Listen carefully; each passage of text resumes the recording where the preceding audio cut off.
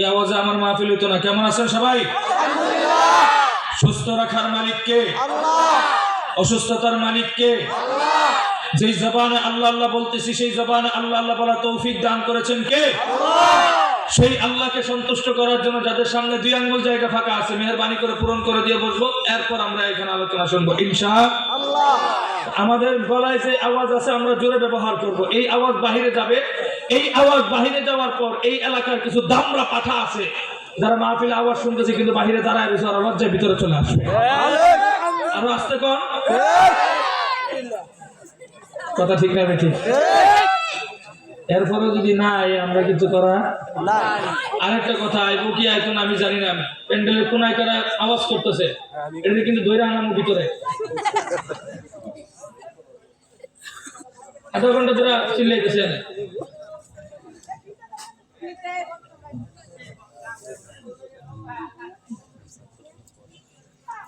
খারাপ লাগতেছে। আজকে আমি পুরা কনফার্ম ছিলাম আপনাদের প্রোগ্রাম মিস। তার কারণ কি, আজকে একটা প্রোগ্রাম ছিল, এখানে 2 জন আলোচনা করলে কথা বলে আমি কথা বলবো না। ভলান্টিয়ার নাই, একটা আওয়াজ আসলে আমি কথা বলবো না এখান থেকে।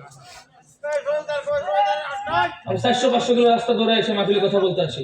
আপনি এটা নিয়ন্ত্রণ করতে পারেন না।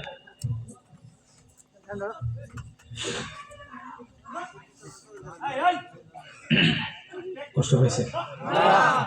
পরিবেশটা সুন্দর না? সুন্দর। কোনো হয়েছে আছে? এখন কথা বুঝে মোটামুটি ধারণা করছিলাম আজকের প্রোগ্রাম মিস। কারণ আমি এখন যেই জায়গা থেকে বয়ান করে আসছি এখানে আমার বাপেরও ক্ষমতা নাই যে আমি বলতে পারবো যে আমার আগে বা পরে দেন।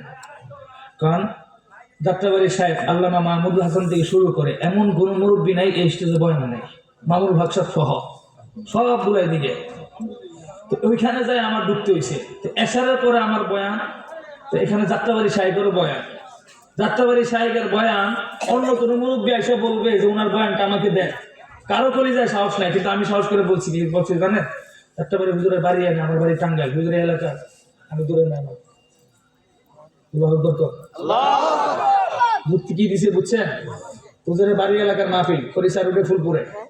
তো ওইখানে হুজুরের বাড়ি যেহেতু, তো হুজুর হয়েছে এলাকার, আমি হয়েছি কি মেহমান। কাজে মেহমানকে আগে দিতে হবে। আপনারা হুজুরকে একটু নিয়ে আসেন। আস্তে আস্তে আমি যা করতে পারি। মানুষের সমাগম ছিল তাই 20 থেকে 25-এর মতো উপরে। আমি মাহফিল শেষ করছি, আপনাদের এখানে রাইট টাইমে পৌঁছতাম, কিন্তু মাহফিলে মানুষ এই পরিমাণ হয়েছে আমার মাহফিল থেকে বের হতে 45 মিনিটের উপরে টাইম চলে গেছে। আমি আসলে কি করে?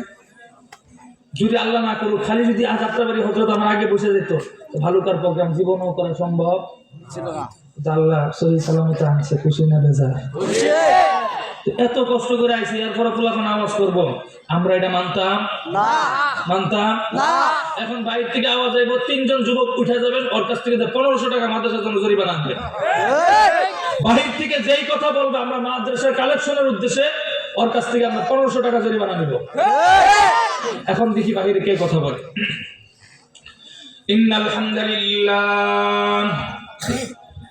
إن الحمد لله نحمده ونستعينه ونستغفره ونعوذ بالله من شرور أنفسنا ومن سيئات أعمالنا. من يهده الله فلا مضل له ومن يضلله فلا هادي له. ونشهد أن لا إله إلا الله وحده لا شريك له. ونشهد أن سيدنا وحبيبنا وطبيب قلوبنا ومولانا محمدا عبده ورسوله. اللهم صل صلاة كاملة وسلم سلاما تاما على سيدنا محمد الذي تنحل به العقد وتنفرج به الكرب وتقضى به الحوائج وتنال به الرغائب وحسن خواتم ويستسقى الغمام بوجه الكريم وعلى آله وصحبه في كل لمحة ونفس بعدد كل معلوم لك. أما بعد فأعوذ بالله من الشيطان الرجيم. بسم الله الرحمن الرحيم. الحمد لله رب العالمين. وقال الله سبحانه وتعالى في آية أخرى وما أرسلناك إلا رحمة للعالمين. وقال الله سبحانه وتعالى في آية أخرى ولله العزة ولرسوله وللمؤمنين ولكن المنافقين لا يعلمون وقال الله سبحانه وتعالى في آية أخرى لو أن أهل القرى آمنوا واتقوا لفتحنا عليهم بركات من السماء والأرض بارك الله تعالى في فرقانه الحميد وتبارك الله تعالى في محدث الحديث الشريف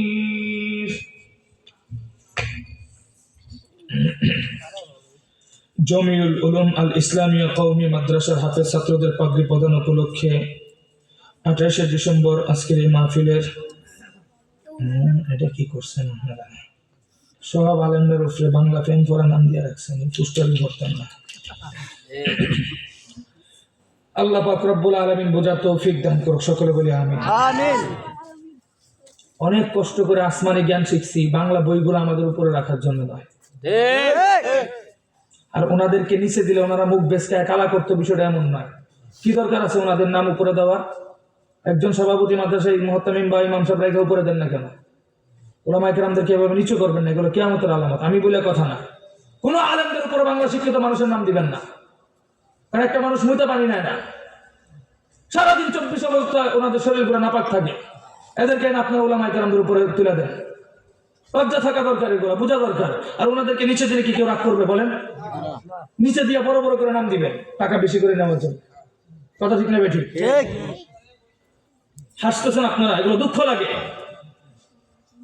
আমরা এতদিন ধরে কষ্ট করে লেখাপড়া করে তাহলে কি করে কাজ করছি আপনারা আপনার মাদ্রাসার ছাত্রদেরকে চিনেন এই মাদ্রাসার ছাত্র রাস্তাতে হাইটে গেলে ফেরেশতারা নূরের পর পর্যন্ত পায়ের নিচে বিছায়া যায় এদেরকে আপনারা বাংলা শিক্ষিত মানুষের নিচে নাম দিয়ে রাখেন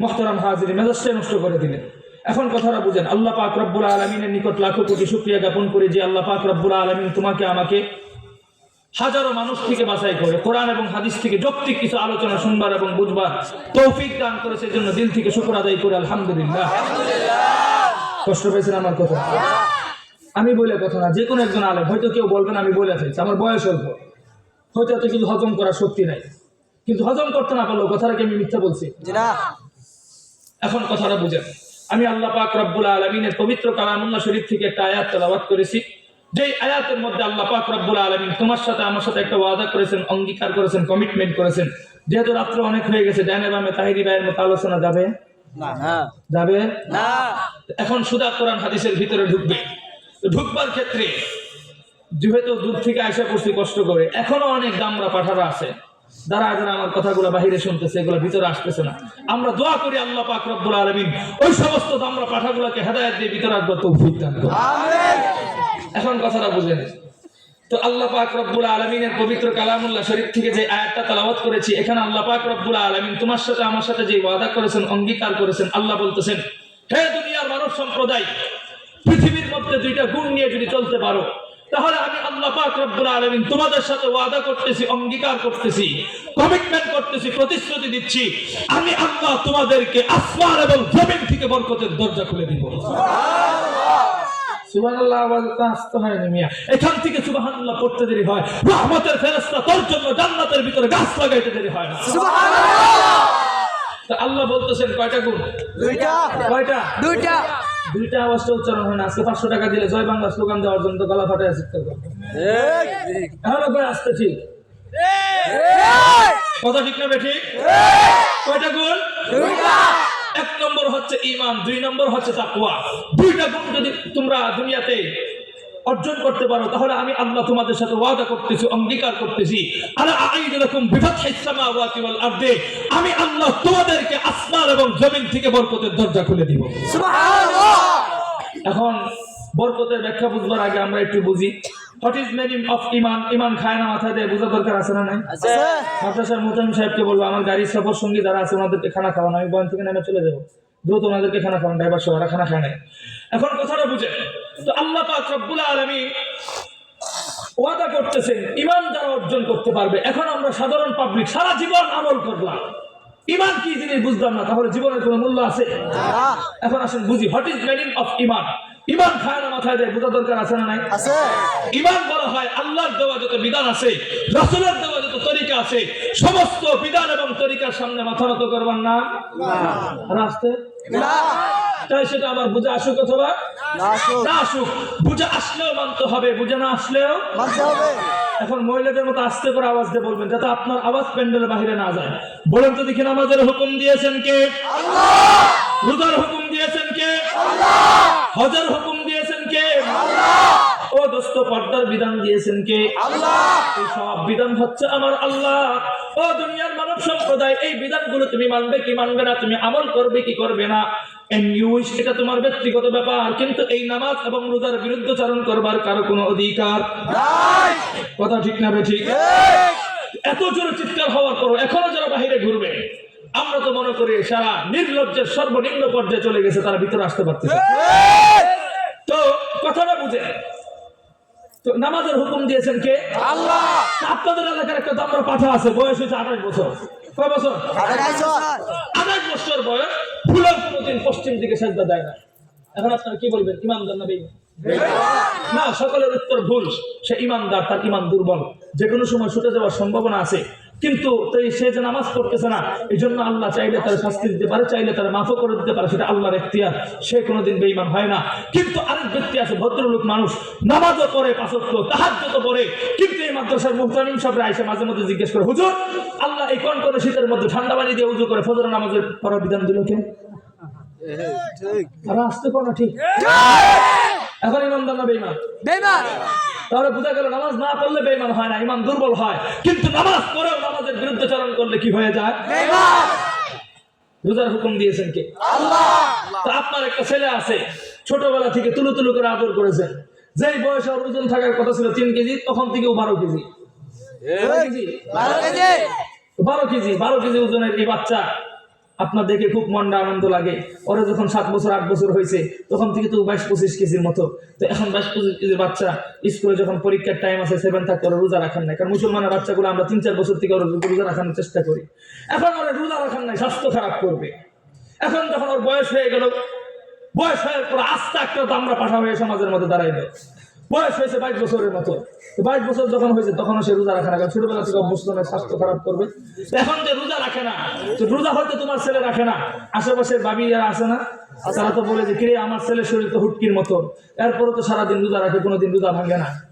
আমাদের এলাকার শিশু ছেলেরা সবাই তো রোজা রাখে, কেউ সকাল 10টা পর্যন্ত, কেউ 12টা পর্যন্ত, কেউ জোহর পর্যন্ত, কেউ আসর পর্যন্ত, কেউ ইফতারি আজের রোজা ভাঙে। তাদের বয়স হয় না, এদের কথা বলতেছি, কিন্তু সবাই রোজা রাখার চেষ্টা করে। কিন্তু তোর ঘরের এই দামটা পাঠাতো রোজা রাখার চেষ্টা করে না, ব্যাপারটা কি? এই লজ্জা দেওয়ার পরে মা চিন্তা করে কত তো সত্য। এখন চিন্তা করতেছে, ও তো আমার নিয়ন্ত্রণের বাহিরে, ওরা আমি আদর করতে করতে শাসনের মাত্রা ভুলে গিয়েছি, কাজে ওকে শাসন করতে হলে ওর মতো আরেকটা দামরা পাঠি ধরে আনা দরকার। ঘরে নিয়ে আসো, আরে বিয়ে করায় দাও, বিয়ে করায় দাও, এরপর বোর কাল লাগিনি শাসনে সে চলবে।